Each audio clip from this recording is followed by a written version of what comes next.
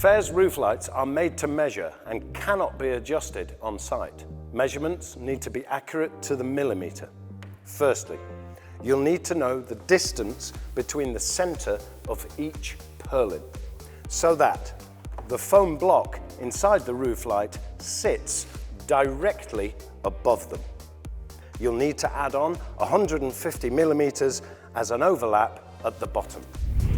As a rule of thumb, you shouldn't run a roof light from ridge to eaves. As you can see here, we have a bottom sheet, roof light and top sheet. The total length of these three sheets must match the full length panels either side. Take care when handling the panels. They're constructed by hand and can be easily damaged.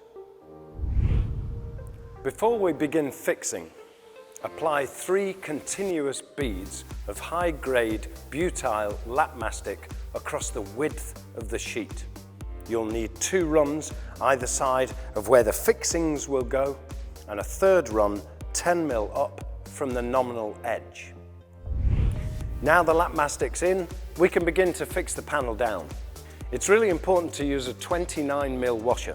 This will create a watertight seal and spread the force of the fixing across the sheet. Use 2 fixings per trough across the sheet on each purlin.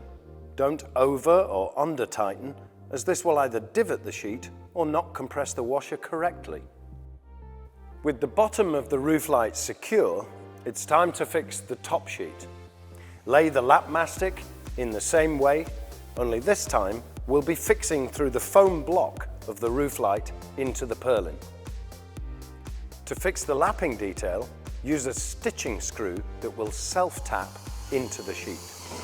This will be on the overlap and the end lap.